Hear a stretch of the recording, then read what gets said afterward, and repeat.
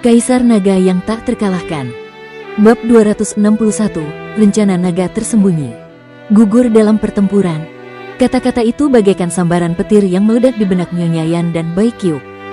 Mereka tidak dapat memikirkan hal lain selain kata-kata jatuh dalam pertempuran. Itu berarti yang lainnya telah tewas kecuali Bai Leng dan 5 prajurit alam abadi. Yang lainnya telah tewas. Bai Si dan orang tua dari penjara surga tewas. Orang tua penjara surga meninggal. Rasanya seperti lelucon. Prajurit terkuat ketiga di daftar Panglima Perang Gurun Utara. Bagaimana dia bisa mati? Dia pernah bertarung melawan 3 patriark keluarga kerajaan sendirian dan melukai 2 di antaranya. Dia adalah dewa perang yang tidak pernah kalah. Bagaimana mungkin seorang dewa danau 1000 pulau mati? Dalam benak seluruh danau 1000 pulau, orang tua penjara surga hanya bisa mati karena usia tua. Tidak ada yang bisa membunuhnya. Bahkan Luren Huang yang berada di alam berdaulat manusia tidak dapat membunuhnya. Lalu siapa lagi yang bisa? Nyonya Yan dan Bai Qiu juga tahu betul bahwa orang yang memiliki kemampuan terkuat untuk tetap hidup bukanlah orang terkuat di daftar Panglima Perang Gurun Utara, melainkan orang tua dari penjara surga. Jika demikian, siapa yang bisa membunuhnya?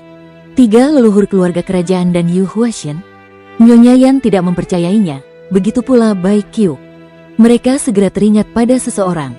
Nomor 1 dan nomor 2 di daftar Panglima Perang Gurun Utara. Jika ada yang bisa membunuh orang tua dari penjara surga, itu adalah mereka berdua. Tidak mungkin menjadi orang nomor 1. Nyonya Yan langsung menyingkirkan orang pertama dari spekulasinya. Orang ini adalah Senescal dari kuil Gurun Utara. Semua orang tahu bahwa kuil tersebut tidak pernah terlibat dalam konflik apapun. Sejak awal sejarah manusia, kuil-kuil telah ada di dunia ini. Tidak pernah sekalipun ada yang mendengar tentang kuil-kuil yang terlibat dalam pertikaian antar kekuatan.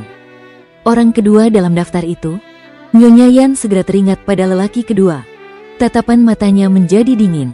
Orang kedua yang menduduki jabatan itu adalah kepala pelayan rumah lelang penghukuman surga, Du Zizeng. Yang lain tidak tahu tentang hubungan rumah lelang hukuman surga, tetapi Nyonya Yan sangat jelas bahwa latar belakang rumah lelang itu kuat. Di dunia ini, termasuk di kota-kota di Central Plains, terdapat cabang-cabang rumah lelang penghukuman surga. Fakta bahwa rumah lelang tersebut dapat memasuki kota penjara surga adalah karena rumah lelang tersebut memiliki keluarga yang kuat di belakangnya. Keluarga Du. Keluarga Du tingkat ke-6 berada di utara Central Plains, salah satu dari 4 raksasa. Untuk menjadi keluarga tingkat ke-4 harus ada 3 prajurit dari alam roda takdir, 1 tingkat ke-5 3 dari alam abadi dan 1 tingkat ke-6 3 di alam penguasa bangsawan. Ini adalah syarat dasarnya. Biasanya, keluarga tingkat 5 yang kuat memiliki prajurit dari alam penguasa mulia. Seperti 3 keluarga kerajaan, keluarga Yu dan keluarga Bai semuanya memiliki prajurit dari alam penguasa mulia, hanya saja tidak 3. Keluarga Du merupakan keluarga tingkat ke-6 tetapi patriark keluarga berada di alam berdaulat manusia. Oleh karena itu, dari seluruh Gurun Utara, tidak ada kekuatan yang berani mengganggu keluarga Du. Rumah lelang penghukuman surga milik keluarga Du berhasil memasuki semua kota besar di Gurun Utara. Karena keluarga Du memiliki banyak rumah lelang yang beroperasi di Gurun Utara, mereka pasti menginginkan seorang prajurit yang kuat untuk mengambil alih komando dan mengendalikan semua aset keluarga. Kepala pelayan yang datang ke sini dari keluarga Du adalah Du Zizeng di alam bangsawan. Ia diakui sebagai prajurit terkuat kedua di Gurun Utara, lebih baik daripada orang tua dari penjara surga. Keluarga Du, itu sangat bagus, keluarga Du. Nyonya Yan berteriak dengan gigi terkatup karena kebencian. Kuil tidak akan melakukannya. 3 leluhur keluarga kerajaan dan Yu Huaxian tidak dapat membunuh orang tua dari penjara surga. Satu-satunya penjelasan adalah Du Zizeng, kepala pelayan keluarga Du yang dikirim ke Gurun Utara, terlibat. Sudah berakhir sekarang, berakhir. Bai Qiu tidak berpikir untuk membalas dendam. Dia jatuh ke kursinya, merasa lemah dan tidak berdaya, dan terus mengulang kata-kata itu. Dari lubuk hatinya, dia gemetar dan merasa takut, bukan takut akan kematiannya sendiri, tetapi takut akan terbunuhnya semua orang di keluarga Bai dan takut Gurun Utara akan tenggelam dalam pertumpahan darah. Danau Pulau Seribu merupakan aib bagi 3 keluarga kerajaan. Semakin lama Danau Pulau Seribu ada, semakin malu pula ketiga keluarga kerajaan. Penjara langit sudah pergi, begitu pula Bai Si. Tidak ada seorang pun di Danau Pulau Seribu yang dapat melawan 3 keluarga kerajaan lagi. Dalam waktu singkat, pasukan dari 3 keluarga kerajaan akan menyerbu ke Danau Pulau Seribu dan menodai air jernih di sini menjadi merah karena darah. Melarikan diri? Danau Pulau Seribu terletak di tengah-tengah 3 kerajaan-kerajaan sehingga mustahil untuk melarikan diri. Semua murid keluarga Bai akan mati. Mereka semua akan dicabik-cabik oleh 3 keluarga kerajaan. 3 keluarga kerajaan dan keluarga Yu tidak akan membiarkan satu orang pun dari keluarga Bai melarikan diri. Mereka akan memotong rumput liar dan mencabut akarnya. Laporan. Dari kejauhan terdengar teriakan lagi. Seorang pemimpin tim berlari seperti angin kencang, berlutut dan berkata, "Nyonya Yan, Tuan Leng meminta Anda untuk membuat pengaturan dan mulai sekarang." Dalam waktu kurang dari 10 hari, pasukan dari 3 keluarga kerajaan akan tiba di sini. Aku tahu. Pergi saja. Nyonya Yan melambaikan tangannya. Dia telah kehilangan jiwanya. Tiba-tiba, dia mengusap wajahnya, dan dia mengusap wajahnya dengan sangat kuat hingga rambutnya berantakan. Sambil menarik napas dalam-dalam, dia berteriak, "Bai Ding, sampaikan kata-kataku. Aku akan mengendalikan keluarga Bai sekarang. Kita akan mengaktifkan rencana naga tersembunyi. Setiap keluarga besar akan meninggalkan cara untuk mundur. Setidaknya, mereka akan menyimpan beberapa talenta dan mencegah mereka dari kepunahan total. Talenta dan elit akan ditransfer, begitu pula sejumlah kekayaan dan material mistis untuk kebangkitan di masa mendatang." Rencana naga tersembunyi ini sebenarnya adalah rencana evakuasi. Seseorang, kirim pesan ke Bai Siasuang dan bawa dia kembali sekarang juga. Tutup Gunung Kaisar Bai. Tutup pulau penjara surga. Ada yang bisa masuk tapi tidak ada jalan keluar. Blokir semua informasi yang masuk. Petik 2. Nyonya Yan memaksakan diri untuk menenangkan diri dan mulai menyampaikan berbagai informasi dengan tenang. Dia tahu bahwa dia tidak boleh panik dan tidak boleh bersedih. Setiap perintah darinya dapat menyelamatkan banyak nyawa keluarga Bai. Rencana naga tersembunyi? Bai Kyuk tahu dengan jelas tentang rencana itu karena dia selalu berada di sisi penjara tua surga. Dia meneteskan air mata dalam diam dan tersenyum pahit.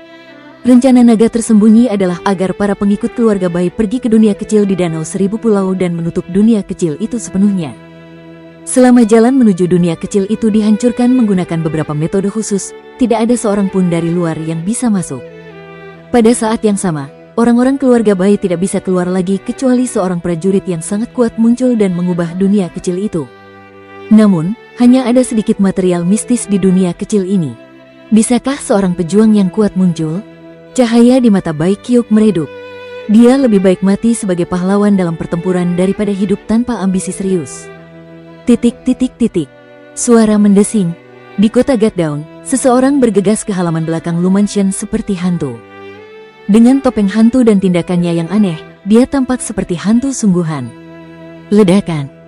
Dia mendobrak pintu dan membuat Luli yang tengah berkultivasi di dalam ruangan terkejut. Luli menatap Mingyu, merasa ada sesuatu yang salah dan bertanya, "Mingyu, apa yang terjadi?" Mingyu berkata cepat dengan nada yang sangat serius, "Ada sesuatu yang salah. Tuan muda, kita harus meninggalkan Danau Pulau Seribu secepat mungkin." Luli mengangkat alisnya dan bertanya, "Berikan rincian lebih lanjut. Dan, secepatnya, seberapa cepat tepatnya?" Orang tua penjara surga telah meninggal, begitu pula Bai Si.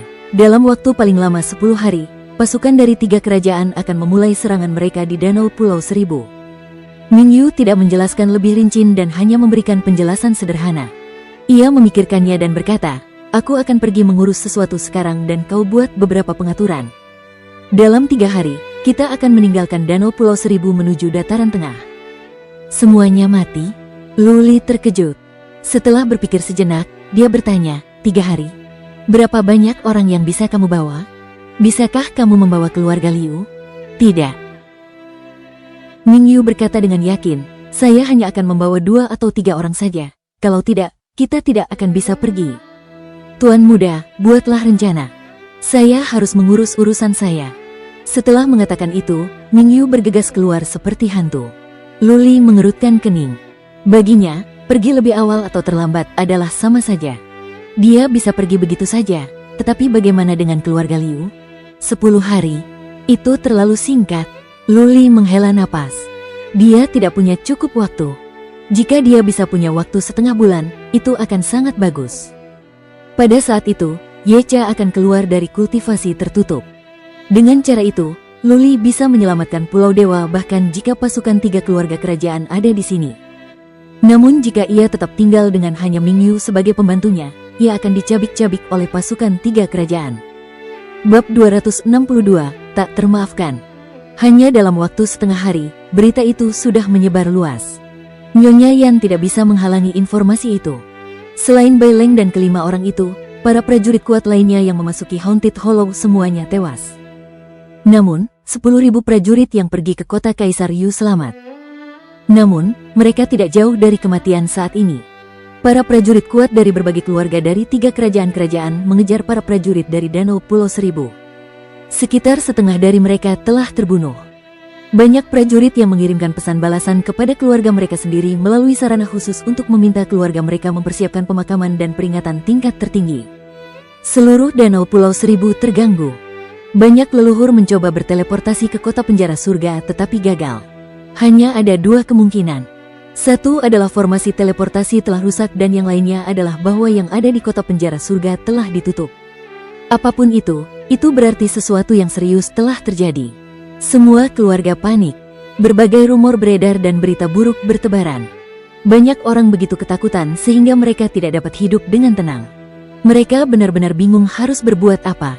Orang-orang yang datang ke Danau Pulau Seribu adalah mereka yang tidak dapat bertahan hidup di luar. Banyak keluarga telah tinggal di sini selama bertahun-tahun dan mengumpulkan kekayaan dan aset.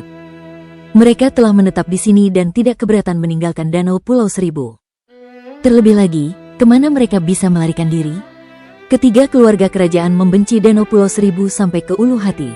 Banyak keluarga di Danau Pulau Seribu mungkin masuk daftar hitam. Bahkan jika mereka dapat melarikan diri dari Danau Pulau Seribu, pada akhirnya mereka tetap akan terbunuh. Keluarga Bai tidak mengirimkan informasi apapun. Keluarga-keluarga di Danau Seribu Pulau kini tidak memiliki pemimpin. Keluarga-keluarga yang tinggal di dekat Pulau Penjara Surga segera berlari ke kota Penjara Surga, meminta audiensi dengan keluarga Bai. Kota Penjara Surga masih tampak megah. Tulisan, Penjara Surga, di gerbang kota masih sama kuat dan beraninya, dan masih ada pasukan keluarga Bai yang berdiri di tembok kota. Kota Penjara Surga tidak jatuh, tetapi ditutup. Orang-orang hanya diizinkan masuk tetapi tidak boleh keluar. Beberapa pengintai mendapat beberapa informasi setelah mereka masuk, tetapi mereka akan dibunuh selama mereka berani keluar. Beberapa leluhur dari beberapa keluarga tingkat 4 datang ke Gunung Kaisar Bai bersama-sama untuk meminta Nyonya Yan. Namun, Gunung Kaisar Bai tidak hanya ditutup, ada formasi aktif yang menutupi seluruh gunung. Bahkan seekor serangga pun tidak bisa terbang masuk. Formasi pelindung gunung keluarga Bai ini telah ada di sini selama bertahun-tahun. Orang tua penjara surga mengawasi sendiri pembangunannya. Pertahanan formasi itu sangat kuat. Namun, selama bertahun-tahun, formasi itu tidak pernah diaktifkan. Sekarang setelah diaktifkan, itu berarti hal terburuk telah terjadi. Hampir dapat dipastikan bahwa orang tua penjara surga dan Bai Si terbunuh. Keluarga Bai hampir tidak dapat mengatasi masalah mereka sendiri. Keluarga lain tahu bahwa tidak mungkin untuk bergantung pada keluarga Bai dan mereka harus membantu diri mereka sendiri. Bagaimana caranya? Banyak leluhur yang tidak ikut berperang hampir menangis. Sekitar 70% dari semua prajurit kuat di Danau Seribu Pulau pergi berperang, mengira mereka bisa menghasilkan banyak uang. Mereka tidak menyangka akan kehilangan prajurit kuat itu. Pulau Gatdown pun ikut panik. Liu Yi dan Patriark 9 segera menemukan Luli. Pei An dan pemilik pulau dari pulau tingkat ketiga juga ada di sana. Luli adalah satu-satunya yang dapat mereka andalkan sekarang. Jika Luli tidak dapat melakukan apapun, maka mereka harus menunggu kematian yang akan datang. Pria tua penjara surga sudah mati dan Bai Si juga. Dalam 10 hari, pasukan dari 3 keluarga kerajaan akan menyerang Danau Pulau Seribu. Tidak ada gunanya mencariku. Kalian berdua saja yang bisa lari. Tidak ada yang bisa melawan ini. Luli hanya meninggalkan kata-kata tak berdaya itu setelah dia melihat Pei An dan yang lainnya. Kemudian dia membawa Liu Yi dan Patriark 9 ke halaman belakang. Luli tidak bisa dan tidak ingin peduli dengan kematian atau kehidupan Pei An dan yang lainnya. Tetapi dia harus peduli dengan keluarga Liu. Dia mondar-mandir di sebuah ruangan di halaman belakang. Semua prajurit alam laut roh keluarga Liu berdiri diam, menunggu Luli mengatakan sesuatu. Dalam waktu setengah batang dupa yang terbakar, Luli akhirnya mengambil keputusan dan berkata, berapa banyak orang yang dimiliki keluarga Liu sekarang? Hanya klan internal. Liu Yi dan Patriark 9 saling memandang dan melakukan perhitungan kasar. Liu Yi segera menjawab, ada sekitar 2000, termasuk wanita, dari keluarga Liu. Ada sekitar 3.000 prajurit dari klan eksternal, jadi totalnya 5.000. Jangan hiraukan klan luar. Luli memikirkannya dan berkata, nanti, kirim beberapa kapal perang untuk berkeliling. Sementara itu, diam-diam pindahkan klan internal keluarga Liu ke Pulau Blood Evil dan kemudian ke Pulau Naga Bumi. Ingat, kalian harus merahasiakannya. Jika ada orang lain yang tahu tentang ini, tidak seorang pun dari kalian yang akan selamat. Pulau Naga Bumi. Liu Yi dan yang lainnya terkejut. Apa yang mereka lakukan di Pulau Naga Bumi? Bukankah mereka seharusnya mencari cara untuk meninggalkan Danau Pulau Seribu? Jangan berpikir, jangan bertanya dan jangan ragu. Luli melirik para leluhur alam laut roh dengan dingin dan berkata, lakukan saja perintahku. Aku akan memperingatkan kalian sekali lagi. Jika kalian mendengarkanku, keluarga Liu bisa diselamatkan. Jika tidak, lakukan apapun yang kalian mau dan aku akan meninggalkan Danau Pulau Seribu sendirian. Jangan. Liu Yi ketakutan. Dia menatap para leluhur dan berkata, apa yang kalian tunggu? Laksanakan perintah pemilik pulau sekarang. Patriark 9 menambahkan, siapapun yang berani menentang akan mati di tanganku. Siapapun yang berani mengatakan sepatah kata pun akan dibunuh juga. Ya, mereka segera menerima perintah itu. Sekarang mereka merasa lebih tenang. Keluarga-keluarga lain sama sekali tidak tahu apa yang harus dilakukan, tetapi mereka lebih baik. Dengan Luli yang memimpin mereka tidak perlu banyak berpikir. Mereka hanya perlu mengikutinya. Liu Yi pergi bersama para leluhur. Mereka mulai merencanakan cara untuk membawa orang-orang secara diam-diam ke Pulau Naga Bumi. Luli telah menjelaskan dengan sangat jelas bahwa tidak ada informasi yang boleh bocor atau keluarga Liu tidak akan ada lagi. Luli berencana untuk mengirim keluarga Liu ke dunia kecil. Dia telah menghabiskan banyak waktu dengan keluarga Liu. Dia akan memiliki perasaan terhadap seekor anjing setelah bersama begitu lama sehingga dia tidak akan meninggalkan keluarga Liu. Dunia kecil akan aman untuk sementara waktu. Pasukan dari 3 keluarga kerajaan tidak punya waktu untuk dihabiskan di dunia kecil. Ketika pasukan mencapai Gunung Kaisar Bai dan menemukan dunia kecil, Yecha dan yang lainnya pasti sudah berhasil menerobos sehingga tidak ada yang perlu ditakutkan saat itu. Ada 5 prajurit kerajaan mulia dan ras mamut serta ras Cian Phoenix yang merupakan ras tercepat di dunia. Prajurit kuat dari 3 keluarga kerajaan mungkin akan kalah dari mereka.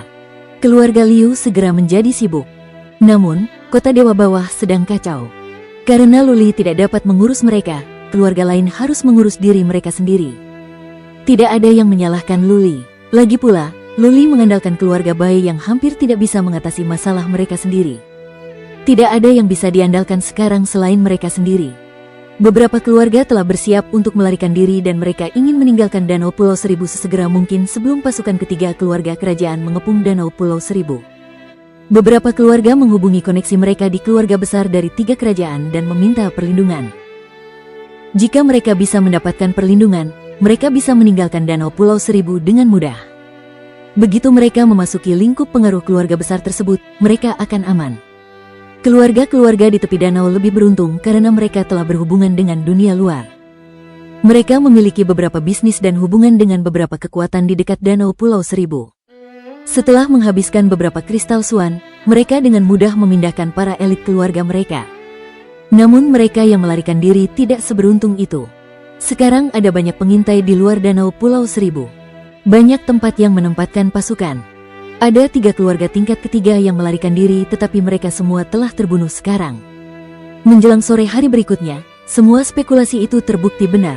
Ketiga keluarga kerajaan menyatakan bahwa mereka telah mengirim pasukan untuk berkumpul di luar Danau Pulau Seribu dan mengepungnya. Siapapun yang mencoba melarikan diri akan menghadapi kematian. Pada saat yang sama, 3 keluarga kerajaan mengeluarkan pengumuman bahwa penjara orang tua surga telah terbunuh. Dalam 10 hari, pasukan sekutu dari 3 kerajaan akan memasuki Danau Pulau Seribu. Orang-orang yang tidak mau menyerah tidak akan diampuni dan akan dihukum mati. Bab 263, tidak ada yang bisa menjadi yang kedua. Tidak ada jalan keluar. Setelah beberapa saat panik, penduduk Danau Seribu Pulau terkekang oleh kebencian yang sama terhadap musuh. Karena mereka tidak bisa lari, mereka mungkin juga harus bertarung sampai akhir hayat mereka. Semakin banyak yang bisa mereka bawa ke kematian, semakin baik. Semua leluhur keluarga tingkat keempat pergi ke Gunung Kaisar Bai, berencana untuk menemui Nyonya Yan dan berdiskusi dengannya tentang cara menghadapi musuh. Formasi perlindungan gunung akhirnya terbuka. saat Nyonya Yan memberikan izin bagi para leluhur untuk naik ke gunung. Nyonya Yan tidak beristirahat sedikit pun setelah mendengar berita itu. Wajahnya yang secantik bunga itu dipenuhi kelelahan. Begitu pula Bai Qiu dan Bai Xiaosuang yang berdiri di sampingnya. Mereka semua tampak seperti telah kehilangan jiwa. Dalam 2 hari, Nyonya Yan telah melaksanakan rencana naga tersembunyi dengan sempurna tanpa seorang pun di luar yang mengetahuinya. Banyak murid elit dan kekayaan dikirim ke dunia kecil itu. Yang tersisa hanyalah mereka yang enggan pergi dan ingin hidup dan mati bersama Gunung Kaisar Bai. Bai Qiu dan Bai Xiaosuang disertakan. Nyonya Yan telah mencoba membujuk mereka untuk pergi berkali-kali dan hampir meminta seseorang untuk membawa mereka pergi dengan paksa. Pada akhirnya, Nyonya Yan menahan diri untuk tidak melakukannya setelah melihat tatapan mata Bai Qiu yang penuh tekad. Dia tahu bahwa si kembar tidak akan pergi selama dia masih di sini. Dia harus menunggu sampai saat terakhir ketika dia tidak dapat bertahan lebih lama lagi dan pergi bersama si kembar. Nenek moyang saya meninggal dan paman si juga meninggal. Saya tidak tahu apakah saudara si dapat kembali atau tidak. Saya rasa tidak ada banyak perbedaan meskipun dia bisa. Nyonya Yan membagikan semua informasi itu kepada para leluhur keluarga tingkat 4. Ia berkata terus terang, menurut informasi yang dikirim kembali oleh saudara Leng dan spekulasi saya, para prajurit alam bangsawan dari 3 keluarga kerajaan dan beberapa keluarga tingkat 5 semuanya ikut serta dalam urusan Haunted Hollows.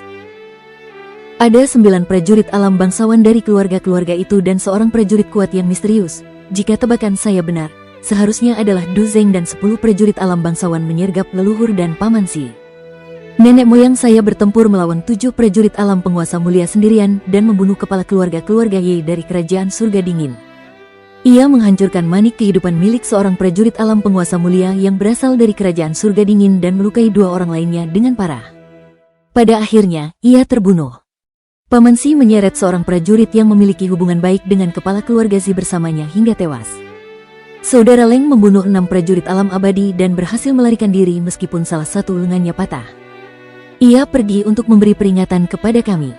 Desisan. Para leluhur terkesiap.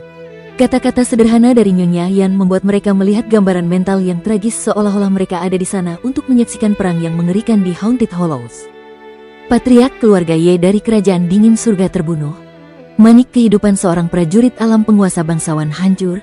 Bai Si tewas bersama prajurit alam penguasa bangsawan lainnya. Ketika disergap oleh 10 prajurit dari alam penguasa mulia, sungguh mengejutkan bahwa orang tua penjara surga dan Bai Si dapat mencapai begitu banyak hal. Mereka telah meninggal dengan terhormat.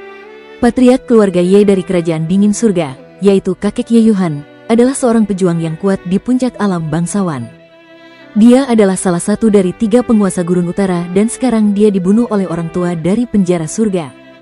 Seluruh kerajaan dingin surga seharusnya dalam keadaan kacau sekarang.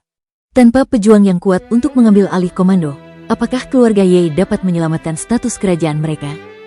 Tentu saja, itu adalah masalah yang harus dikhawatirkan oleh kerajaan langit dingin. Kelompok leluhur segera meninggalkannya. Danau Pulau Seribu tidak memiliki satupun prajurit dari alam penguasa mulia. Bahkan jika Bai Si selamat, itu tidak akan membuat banyak perbedaan. 2 prajurit kerajaan mulia dari 3 kerajaan dapat menghancurkan seluruh Danau Pulau Seribu. Tidak ada ketegangan mengenai hasil perang yang akan datang. Semuanya tergantung pada seberapa lama Danau Pulau Seribu dapat bertahan dan berapa banyak orang dari pasukan sekutu yang akan tewas. Nyonya Yan berhenti sejenak dan berkata, lakukan beberapa persiapan. Aku akan membantumu mengirim 100 murid elit dari setiap keluarga untukmu. Yang lainnya, tinggallah di sini bersamaku dan mari kita jaga Gunung Kaisar Bai. Mata para leluhur berbinar. Keluarga Bai telah menguasai Danau Pulau Seribu selama lebih dari 2000 tahun, jadi mereka pasti punya cara untuk bertahan. Meskipun mereka hanya bisa memilih 100 murid dari keluarga mereka sendiri, itu lebih baik daripada dimusnahkan sepenuhnya.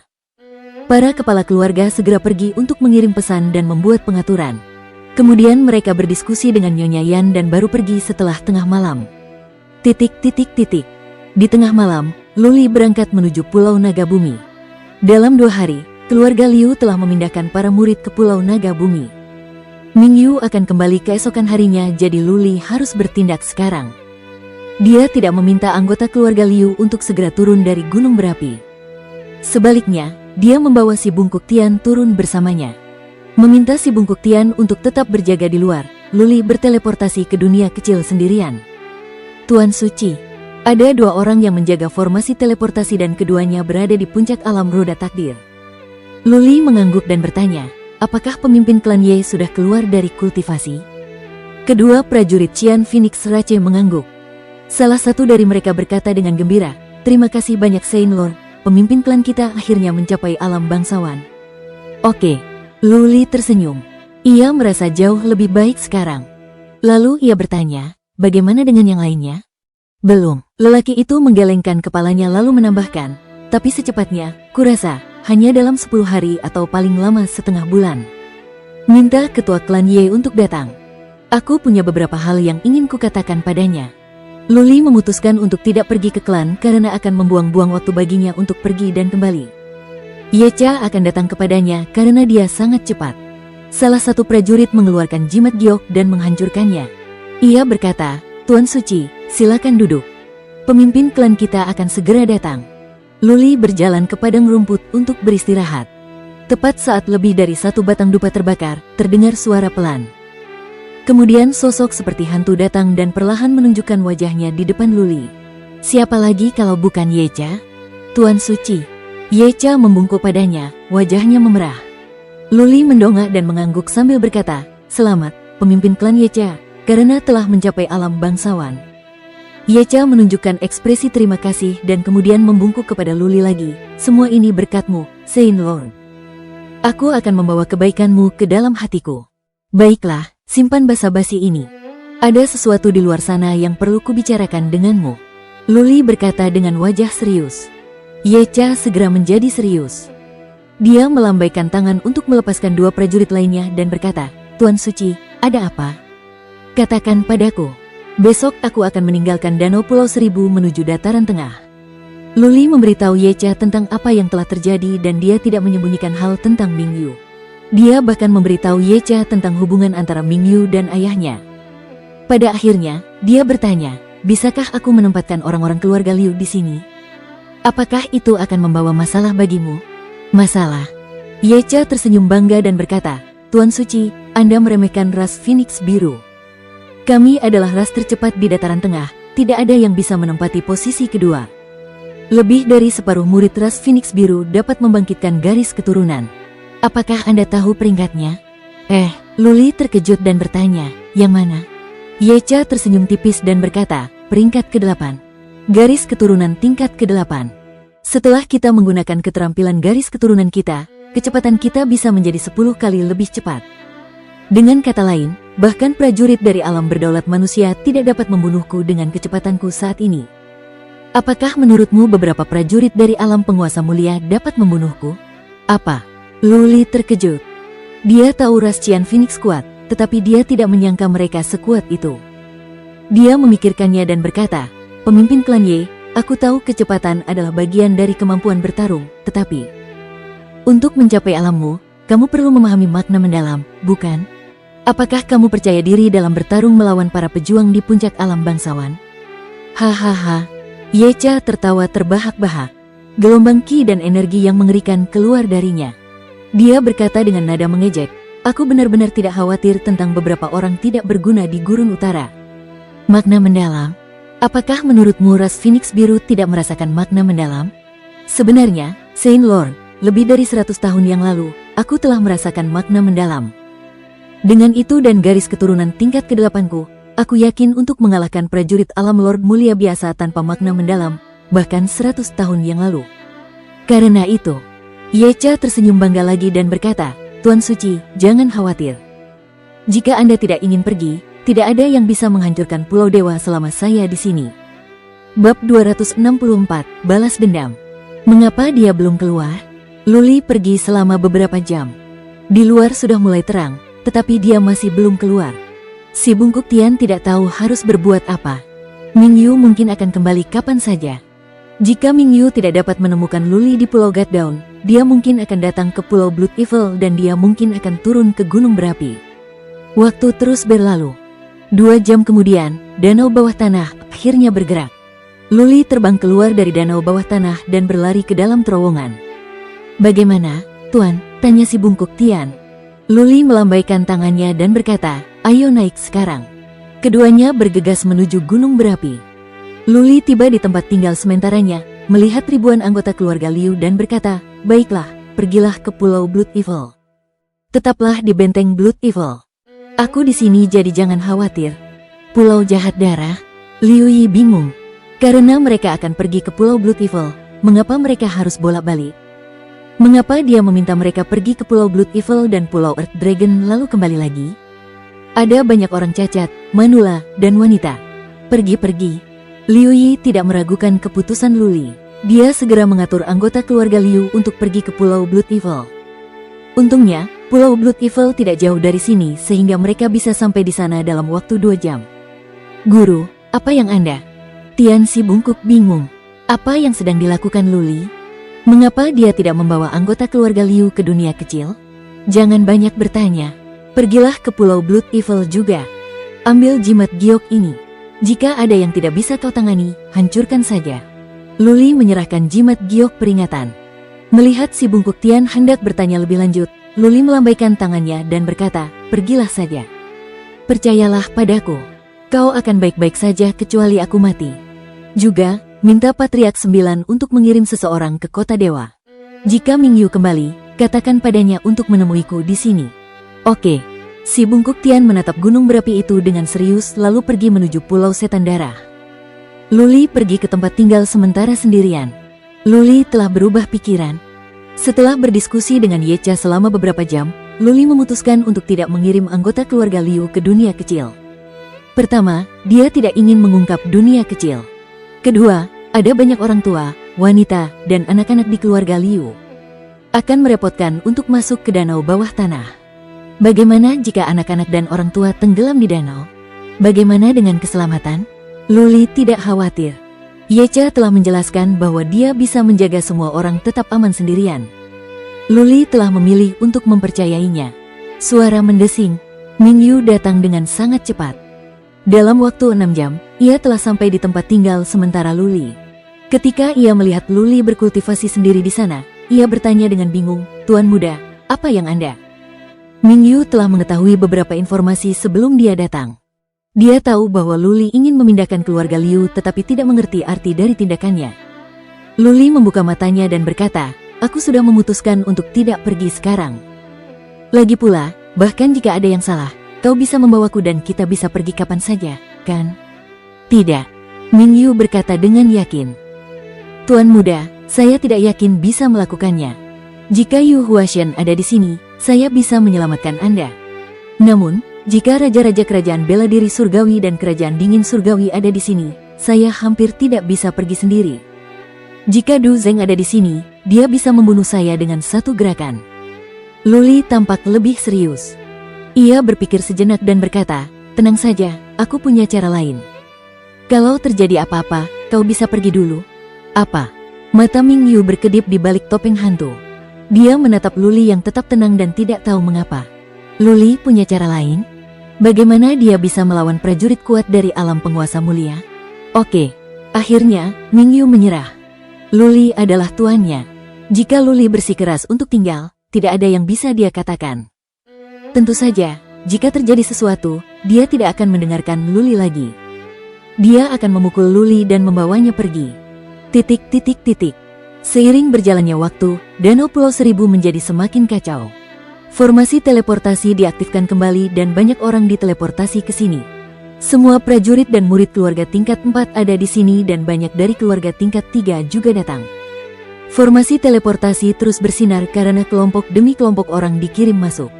Kemudian mereka diatur untuk meninggalkan kota menuju pegunungan di belakang Gunung Kaisar Bai.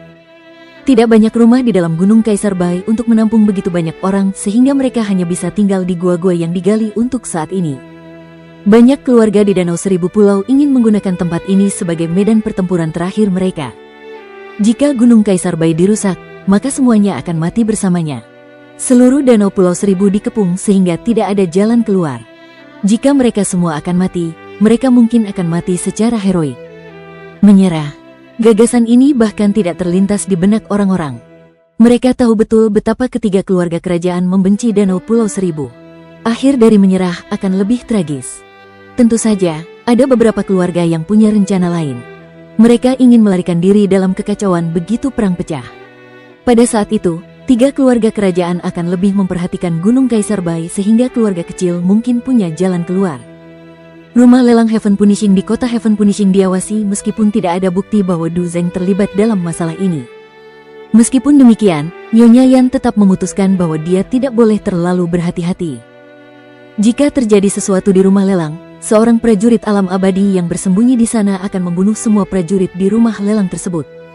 Waktu terus berlalu. Berita yang dibawa oleh para pencari bakat semakin buruk. Hampir semua dari 10.000 prajurit alam kolam jiwa yang menyerang kota Kaisar Yu terbunuh. Prajurit yang tersisa dikejar seperti anjing liar. Bai Leng telah menghilang. Ia menghilang bersama 5 prajurit alam abadi. Para pengintai tidak dapat menemukan informasi apapun tentang itu. Bai Leng juga tidak mengirimkan apapun. Mereka mungkin bersembunyi atau dibunuh oleh prajurit kuat dari keluarga Zi. Semakin banyak pasukan berkumpul di luar danau Pulau Seribu. Totalnya, ada lebih dari ratusan ribu prajurit dan mereka semua berada di alam yang lebih tinggi dari alam laut roh. Pasukan ini dibentuk oleh para prajurit dari keluarga-keluarga di 3 kerajaan, yang siap untuk menjarah dan merampok di danau Pulau Seribu. Gadis-gadis di danau Pulau Seribu menghabiskan hari-hari mereka dalam ketakutan dan air mata. Banyak gadis bahkan memiliki keinginan untuk bunuh diri. Banyak dari mereka merasa lebih baik mati daripada diperkosa oleh ratusan ribu prajurit dari 3 kerajaan ketika mereka menyerbu ke semua pulau seperti binatang buas. Pada hari ke-10, pasukan bergerak. Mereka memasuki danau Pulau Seribu dari segala sisi. Banyak perahu kayu, kapal perang, dan kapal lapis baja memasuki danau Pulau Seribu dengan cara yang luar biasa. Lebih dari 200.000 prajurit dibagi menjadi lebih dari selusin tim dan menyerbu ke danau dari segala sisi. Karena jumlah mereka terlalu banyak, tak seorang pun dapat memperkirakan berapa banyak pendekar kuat yang datang, berapa banyak pendekar alam roda takdir, alam abadi, atau alam penguasa mulia yang ada di sini. Pulau-pulau di pintu masuk danau Seribu Pulau berada dalam masalah besar. Dengan begitu banyak prajurit di sini, tidak ada cara untuk mengatur pasukan. Atau para komandan tidak pernah ingin mengatur pasukan mereka. Banyak orang terbunuh sekaligus dan banyak wanita diperkosa. Kekayaan dirampas, dan tidak ada satupun jejak kehidupan yang dapat ditemukan dari tempat pasukan itu melangkah. Laporan. Di dalam kota Gatdown, ada banyak keluarga. Semua prajurit dari pulau tingkat ketiga dan kedua di dekatnya dan para pengikut mereka ada di sini, siap bertarung dengan mempertaruhkan nyawa mereka. Luli tidak berada di kota, jadi Pei An menjadi pemimpinnya. Para pemilik pulau dari Pulau Pembunuh, Pulau Iblis, Pulau Rubah Hitam, dan Pulau Harimau semuanya berada di halaman, mendengarkan laporan dari para pengintai. Tuan-tuan, pramuka itu berkata dengan suara berat, lebih dari 100 kapal datang dari arah barat laut. Kapal yang di depan memiliki bendera bertuliskan Keluarga Yu. Kapal-kapal lapis baja besi itu bisa tiba di sini paling lama dalam waktu 6 jam. Keluarga Yu, Pei An dan yang lainnya saling berpandangan. Mereka merasa kesal. Keluarga Yu telah memilih untuk menyerang dari sisi ini. Tampaknya Yu Huashen siap untuk membuat Pulau Dewa turun menjadi pertumpahan darah, membunuh Luli dan membalas dendam. Bab 265, bunuh mereka semua. Tidak ada yang berbicara. Tidak ada yang tahu apa yang harus dilakukan. Pasukan keluarga Yu ada di sini. Bahkan jika hanya 1 atau 2 prajurit dari alam abadi yang datang, mustahil bagi mereka untuk melawan, apalagi Yu Huashen ada di sini. Setelah beberapa saat, Pei An bertanya, di mana pemilik Pulau Lu? Pengintai keluarga Pei berpikir sejenak dan berkata, dia seharusnya berada di Pulau Blood Evil. Semua orang yang datang dari Pulau Blood Evil telah kembali. Pemilik Pulau Lu seharusnya berada di sana. Pemilik Pulau Iblis mendengus dan berkata, tidak ada gunanya mencarinya. Paling banter, dia bisa membunuh beberapa prajurit dari alam roda takdir. Ada prajurit alam abadi dari keluarga Yu. Mereka pasti telah mengirim 2 atau 3 dari mereka. Jangan mengandalkannya. Dia tidak ingin membantu kita sejak awal. Benar. Patriark lain menambahkan dengan dingin, mengandalkan dia. Aku lebih suka berharap pemilik Pulau Su hidup kembali. Apa Luli? Dia hanya mengandalkan si bungkuk Tian. Apakah dia benar-benar berpikir dia bisa membunuh para pejuang alam roda takdir? Seorang bajingan yang baru saja mencapai alam kolam jiwa dan dia baru saja mendapatkan tempatnya dengan berhubungan dengan wanita-wanita dari keluarga Bai. Benar, dia adalah seorang gigolo yang hidup dari seorang wanita. Beberapa prajurit jelas lebih menyukai keluarga Su dan sekarang mereka berbicara mendukung keluarga Su. Mereka akan segera mati, jadi mereka menyingkirkan kekhawatiran mereka. Yang lain tidak mengatakan apa-apa. Setelah kejadian ini, Luli hanya bertemu dengan mereka sekali untuk menyuruh mereka pergi sendiri. Membicarakan hal buruk tentang Luli tidak akan ada gunanya sekarang. Tidak ada yang mengandalkannya. Apa yang kamu tunggu? Pemilik pulau pembunuh berteriak dengan marah. Kirim beberapa pengintai untuk melihat-lihat. Cari beberapa peluang untuk membunuh beberapa bajingan dan biarkan kami pergi sendiri. Memikirkan banyak hal tidak ada gunanya. Mari kita bertarung. Kematian tidak ada artinya. Di kehidupan berikutnya, kita akan menjadi pahlawan lagi. Ya, banyak orang setuju. Pei An mengangguk dan berkata, kalau begitu, kembalilah dan panggil anak buahmu. Lalu kita akan berkumpul di dermaga. Aku akan mengatur beberapa pengintai untuk mengumpulkan informasi. Mari kita cari kesempatan untuk membunuh jalan keluar. Semua orang segera pergi ke tempat tinggal mereka. Mereka memanggil semua prajurit dan murid mereka dan pergi ke dermaga. Pei An juga membawa prajuritnya ke dermaga. Ada banyak kapal perang di luar dermaga, setidaknya 100 atau 200 di antaranya. Semua keluarga, besar atau kecil, di Pulau Gatdown ikut serta dalam pertarungan. Mereka ingin memanfaatkan kesempatan untuk membunuh dan melarikan diri. Jika mereka bisa keluar dari danau Thousand Island, itu akan menjadi yang terbaik. Jika tidak, maka semakin banyak yang bisa mereka bunuh, semakin baik. Sedangkan untuk para senior, wanita dan anak-anak, mereka semua ditinggalkan di Pulau Gatdown. Jika mereka pergi bersama para prajurit, mereka akan tetap menghadapi kematian. Laporkan, kapal lapis baja keluarga Yu berjarak 300 mil dan akan tiba dalam 3 jam. Laporkan, dari Pulau Sundown datang 30 kapal dengan sekitar 1 atau 2.000 prajurit. Aku bisa mengatakan ada 4 prajurit alam roda takdir. Laporan, dari Pulau Pembunuh datang 40 kapal. Laporan dari Pulau Tiger. Para pengintai terbaik dari berbagai keluarga dikirim untuk mencari informasi tentang musuh mereka dan mencari peluang untuk keluar. Namun, tidak ada berita yang merupakan kabar baik karena ada pasukan di semua lini. Mereka semua dipimpin oleh prajurit alam roda takdir. Tidak ada jalan keluar, atau peluang untuk membunuh terlalu banyak pasukan. Seiring berjalannya waktu, kapal berlapis besi keluarga Yu semakin dekat. Jika mereka membuang waktu lebih lama dalam memilih jalan, mereka akan bertemu dengan keluarga Yu. Siapapun dari prajurit alam abadi dari keluarga Yu dapat membunuh semua leluhur keluarga dan pemilik pulau dalam sekejap. Baiklah, para prajurit pulau pembunuh, naiklah dan mari kita pergi ke timur. Pemilik pulau pembunuh sangat marah. Menunggu bukanlah solusi. Akan lebih baik jika dia bisa mati dalam pertempuran. Begitu pulau pembunuh bergerak, pemilik pulau lainnya tidak bisa tinggal lebih lama lagi. Mereka semua meminta prajurit dan murid mereka untuk menaiki kapal perang dan memilih arah yang acak untuk dituju. Ayo, berjuang. Pei An menghela napas. Ia melambaikan tangannya dan meminta setiap anggota keluarga Pei untuk pergi. Tidak ada peluang bagus sama sekali. Tidak ada arah bagi mereka untuk keluar dari pengepungan. Yang bisa mereka lakukan hanyalah bertarung sampai napas terakhir. Semakin banyak yang bisa mereka bunuh, semakin baik. Semakin banyak yang bisa melarikan diri, semakin baik. Laporan. Tepat pada saat itu, seorang pengintai bergegas mendekat sambil membawa seekor elang di tangannya dan berteriak, ada seorang prajurit misterius yang kuat di Pulau Pembunuh. Dia membunuh 3 prajurit alam roda takdir sendirian dan semua musuh telah dibunuhnya sekarang. Pei An dan yang lainnya saling memandang dengan tidak percaya. Pei An berpikir sejenak dan berkata dengan mata berbinar, apakah pria itu mengenakan topeng hantu? Banyak orang yang merasa gembira. Semua orang tahu bahwa ada seorang prajurit misterius di sisi Luli. Meskipun mereka tidak tahu di alam mana dia berada, mereka berasumsi bahwa dia setidaknya berada di alam roda takdir mengingat betapa kuatnya dia. Tidak. Namun apa yang dikatakan oleh pengintai itu membingungkan mereka. Pengintai itu melanjutkan, pesan itu tidak mengatakan bahwa pria itu mengenakan topeng. Pesan itu hanya mengatakan bahwa pria itu secepat hantu dan tidak ada cara untuk melihatnya dengan jelas. Dia memiliki 2 kait hitam dan wajahnya kabur. 3 prajurit alam roda takdir terbunuh olehnya dalam satu gerakan.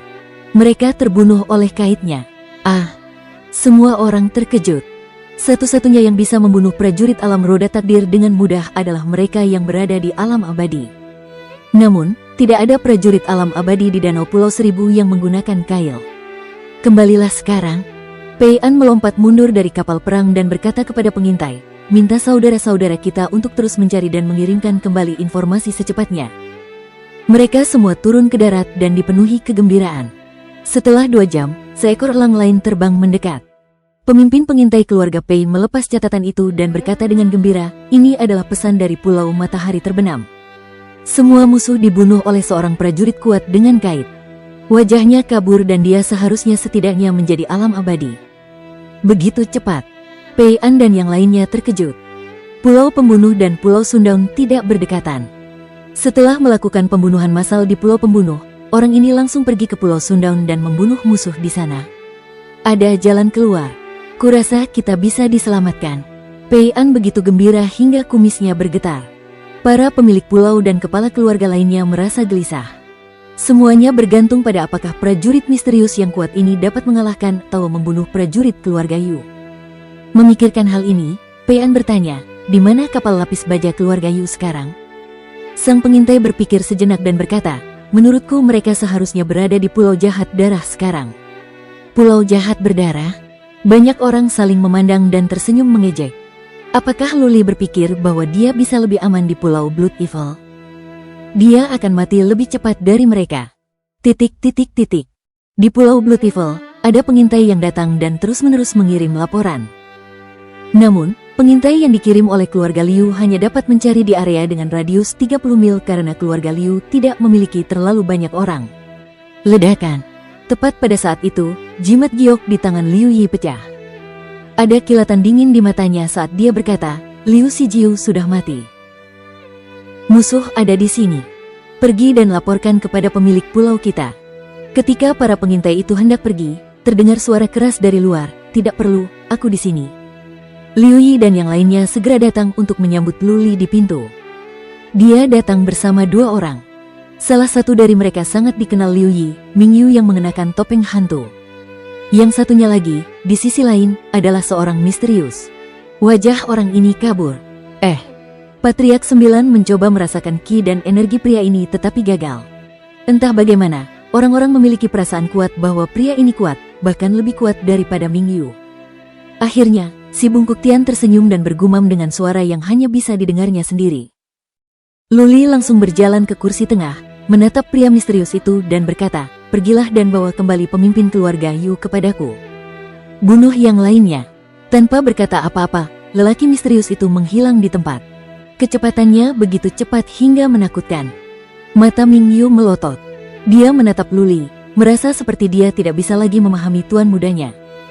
Merasakan tatapan Ming Yu, Luli menoleh padanya dan berkata dengan suara pelan, aku tahu apa yang ingin kau ketahui, tetapi aku tidak bisa mengatakannya sekarang. Aku hanya bisa mengatakan bahwa, bahkan jika Yu Huaxian yang akan berada di sini, orang itu juga bisa membunuhnya. Bersambung.